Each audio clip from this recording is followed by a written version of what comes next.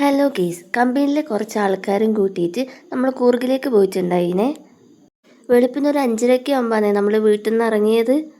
തളിപ്പറമ്പിന്ന് ഇരുട്ടി വഴി മാങ്കൂട്ടൻ ചുരം കയറിയിട്ടാണ് നമ്മൾ പോകുന്നത്.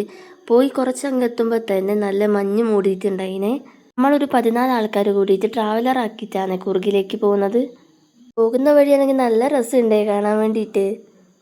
ചുരലും കയറി കഴിയുമ്പോഴത്തേക്കും കൂടിയുള്ള ഒരു ചേച്ചിക്ക് BP കുറഞ്ഞിട്ട് നമ്മുടെ അടുത്തുള്ളൊരു ക്ലിനിക്കിലാക്കിയിട്ടുണ്ടായിനെ.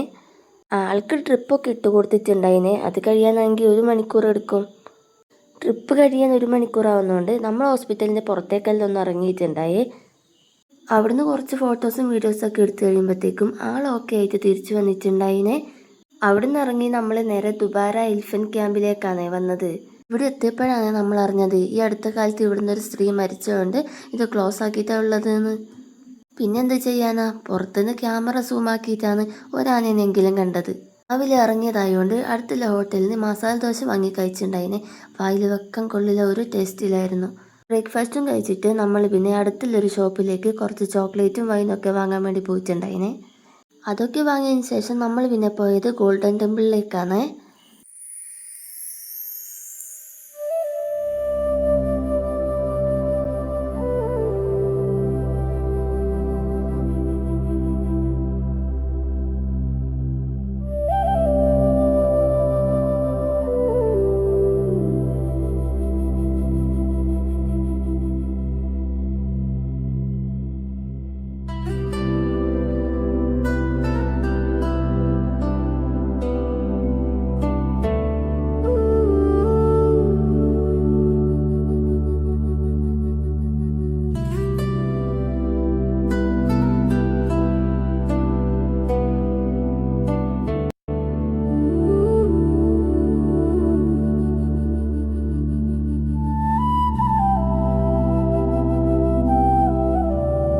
അവിടുന്ന് ഇറങ്ങിയിട്ട് നമ്മൾ പിന്നെ പോയത് നിസർഗ ഡാമിലേക്കാണ്.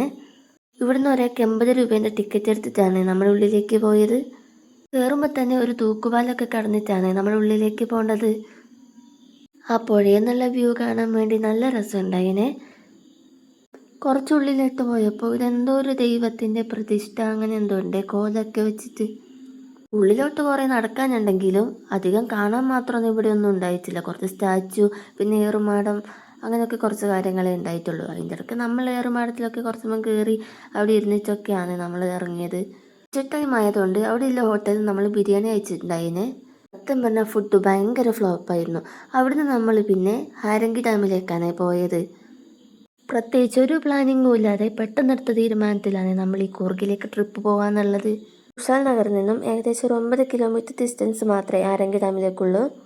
അവിടുന്ന് വേഗം തന്നെ നമ്മൾ ഇറങ്ങിയിട്ടുണ്ടായിന്. അതിന് ശേഷം നമ്മൾ പോയത് രാജസീറ്റിലേക്കാണ്. ഒരാൾക്ക് 20 രൂപയാണ് ഇവിടുത്തെ എൻട്രി ഫീ. ടൈം ആയതുകൊണ്ട് തന്നെ കുറേ സമയം സ്പെൻഡ് ചെയ്യിച്ചാണ് നമ്മൾ അവിടുന്ന് ഇറങ്ങിയത്. അവിടുന്ന് ഒരു ചൂട് ചോളൊക്കെ കഴിച്ചിട്ട് അടുത്തുള്ള ഒരു അമ്പലത്തിലും കൂടി നമ്മൾ കയറിയിട്ടുണ്ടായിനെ. ഈവനിങ് ടൈം ആയതുകൊണ്ട് തന്നെ മഞ്ഞൊക്കെ ഇറങ്ങി വരുന്നുണ്ടായിനെ. അവിടുന്ന് ഇറങ്ങിയതിന് ശേഷം നമ്മൾ പിന്നെ വീട്ടിലേക്കാണ് പോയത്. അപ്പോൾ അടുത്ത വീഡിയോ കാണുന്നവരെ ബായ്.